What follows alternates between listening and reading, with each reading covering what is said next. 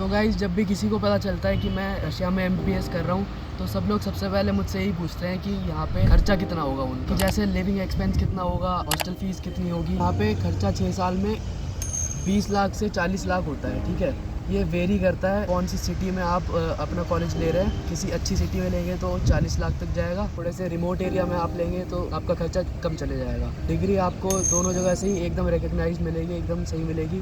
तो ऐसा कुछ नहीं है कि आपको नर्स की ट्रेनिंग कराएंगे और फिर उसके बाद MBBS की डिग्री थमा देंगे, ऐसा कोई स्कैम नहीं होता यहाँ पे। जैसे कि मैं अभी KSMU में हूँ, कजान स्टेट मेडिकल यूनिवर्सिटी। ये रशिया का 3rd कैपिटल है, बहुत बड़ी बहुत अच्छी सिटी है। तो यहाँ पे आपका 40 लाख रुपए एक्सपेंस पड़ जाता है 6 साल का।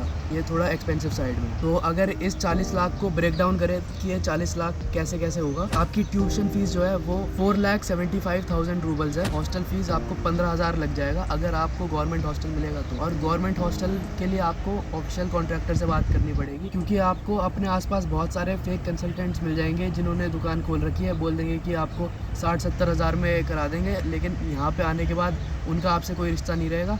और फिर उसके बाद यहाँ पे जब आपका बच्चा पहुँच जाएगा तो उससे हिडन चार्जेस लेने लगेंगे। जो माँ बाप होते हैं फिर पैसे देने में घबराते भी नहीं है कि हमारा बच्चा पहुँच ही चुका है यहाँ पे, तो दे ही देते हैं। अपने मतलब सेफ्टी सबसे ज़्यादा ऊपर रहती है। तो इसीलिए ऐसे बंदे से बात करनी चाहिए इतनी दूर भेजने के लिए जिस पर आप ट्रस्ट कर सकते हो। ट्रस्ट सबसे बड़ी चीज़ है। ऑफिशियल कॉन्ट्रैक्टर्स जो होते हैं उनकी डायरेक्ट डीन ऑफिस में बात रहती है। थर्ड पार्टी एजेंट्स भी इनको ही अपने एडमिशन देते हैं और बीच में से रुपए खाते हैं। फीस सारे कंसल्टेंट्स की जो अपनी लेते हैं वो अराउंड 1 लाख रहता है। ये 1 लाख रुपए भी आपको एक साथ नहीं देने, मतलब जब आपकी सीट बुकिंग हो जाएगी तब आपको 10,000 रुपये देने पड़ेंगे। और फिर उसके बाद जैसे जैसे प्रोसीजर आगे बढ़ता रहेगा वैसे वैसे आपको बिट्स में पेमेंट करनी पड़ेगी, एक साथ नहीं देने।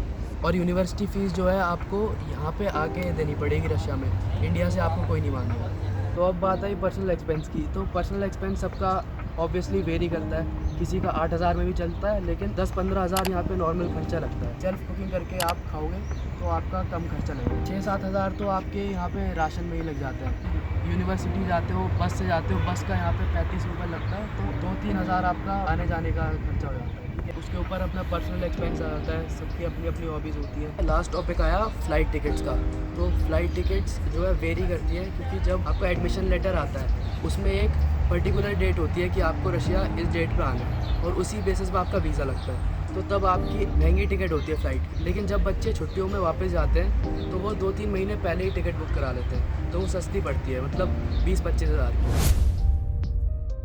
यहाँ पे आने के लिए सिर्फ नीट क्वालिफाई चाहिए होता है, नीट क्रैक नहीं करना होता आपको। बस जो क्वालिफिकेशन क्राइटेरिया है 50 परसेंटाइल, बस आपको वही लाना है। और 40 परसेंटाइल अगर आप किसी बैकवर्ड कास्ट से बिलोंग करते हो। तो इस साल 50 परसेंटाइल आया है 163 नंबर पे, 40 परसेंटाइल आया है 129 नंबर पे। तो गाइज़, होपफुली मैं आपकी थोड़ी मदद कर पाया हूँगा और थोड़े डाउट्स क्लियर कर पाया हूँगा। तो चलो मिलते हैं अगली वीडियो में।